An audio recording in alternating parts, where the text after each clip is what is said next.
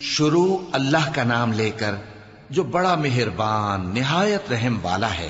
اے چادر میں لپٹنے والے اٹھو، اب خبردار کرنے لگو اور اپنے پروردگار کی بڑائی بیان کرو اور اپنے کپڑے پاک رکھو اور شرک کی گندگی سے تو الگ ہی رہو، اور اس نیت سے احسان نہ کرو کہ اس سے زیادہ کے خواہاں ہو، اور اپنے پروردگار کی خاطر صبر کرتے رہو۔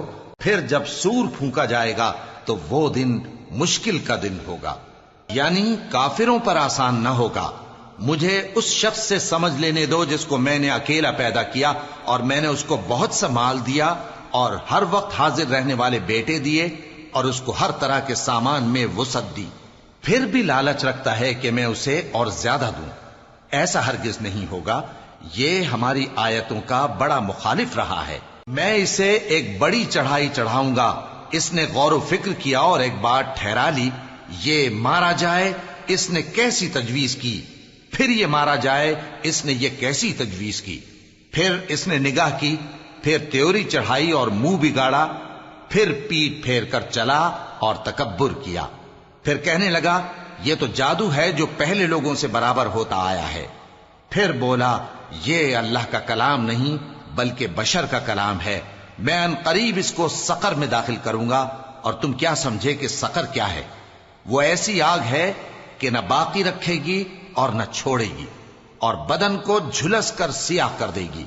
اس پر 19 داروغہ ہیں، اور ہم نے دوزخ کے داروغہ فرشتے ہی بنائے ہیں، اور ان کا شمار کافروں کی آزمائش کے لیے مقرر کیا ہے، اس لیے کہ اہل کتاب یقین کریں اور مومنوں کا ایمان اور زیادہ ہو، اور اہل کتاب اور مومن شک نہ لائیں، اور اس لیے کہ جن لوگوں کے دلوں میں نفاق کا روگ ہے اور جو کافر ہیں کہیں کہ اس مثال کے بیان کرنے سے اللہ کا مقصود کیا ہے۔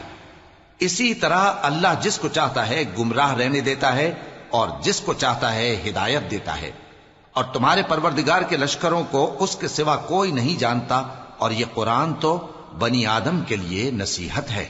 ہاں ہاں، قسم ہے چاند کی اور رات کی جب رخصت ہونے لگے، اور صبح کی جب روشن ہو جائے، کہ وہ آگ ایک بہت بڑی آفت ہے، انسان کے لیے ڈر کی چیز، یعنی اس شخص کے لیے جو تم میں سے آگے بڑھنا چاہے یا پیچھے رہنا چاہے۔ ہر شخص اپنے کرتوتوں کے باعث گرفتار ہوگا، مگر داہنی طرف والے نیک لوگ جنتوں میں ہوں گے اور پوچھتے ہوں گے، یعنی آگ میں جلنے والے گناہگاروں سے کہ تم دوزخ میں کیوں پڑے؟